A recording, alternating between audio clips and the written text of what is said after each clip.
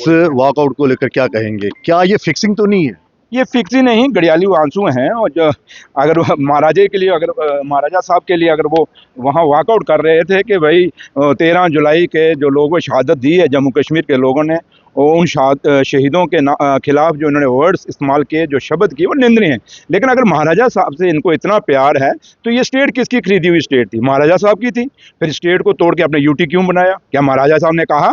आज दूसरा, ये इस जो 370-35 है महाराजा साहब ने दिया हुआ था। किस लिए दिया? जम्मू कश्मीर के लोगों की ज़मीन है और जम्मू कश्मीर के लोगों के रोजगार को महफूज रखने के लिए। जब इन्होंने वो 370 तोड़ा, 35 तोड़ा, उसमें महाराजा साहब के साथ इनको प्यार नहीं याद आया। तो इसलिए ये गड़ियालू आंसू हैं, सिर्फ जम्मू कश्मीर के लोगों को बेवकूफ़ बनाने के लिए ये कोशिशें करते रहते हैं और उसमें ये कभी कामयाब नहीं होंगे।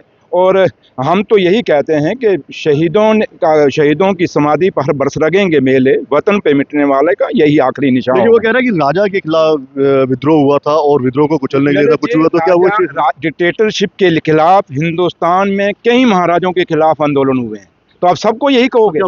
देखिए डिक्टेटर थे क्या? राजे तो डिक्टेटर ही होते थे ना, पहला आया फिर दूसरा फिर तीसरा। वो वहाँ लोग थोड़ा जैसे आज चुन के लोग आते हैं, ये तो आपको भी पता है, मुझे समझाने की जरूरत नहीं, आप एक पॉलिटिकल क्लास अच्छे से जानते हैं, मेरे समझाने पे आप नहीं है।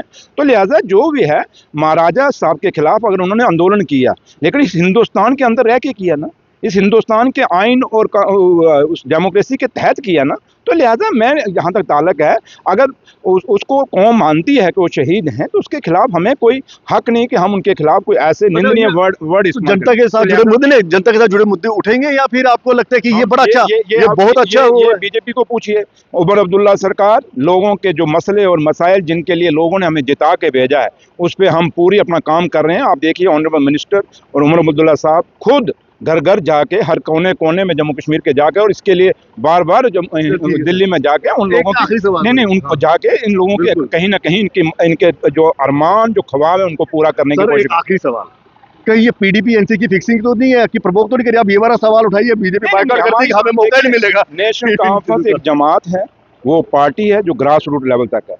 कई पार्टियां इन 10 सालों के अंदर बिखरी हैं, जैसे आपके सामने कुछ पार्टियां जिनका नामो निशान मिट गया है। नेशनल कॉन्फ्रेंस को किसी के साथ फिक्सिंग करने की ज़रूरत नहीं है। नेशनल कॉन्फ्रेंस की अगर फिक्सिंग है तो सिर्फ अपने वर्कर के साथ है, क्योंकि जो वर्कर हमें कह के भेजता है वो फिक्स हम जरूर करते हैं, और वही जो वर्कर कहता है हम वही करते हैं। इसलिए लोगों की आवाम जिसने वोट डाल के हमें भेजा है, उनके साथ नेशनल कॉन्फ्रेंस की फिक्सिंग है, बाकी किसी पार्टी के साथ चलेगी ना। Thank you.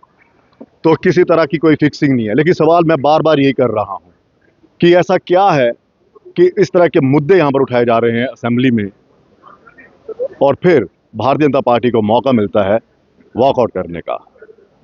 क्या पीडीपी और एनसी के बीच में वाकई में फिक्सिंग चल रही है?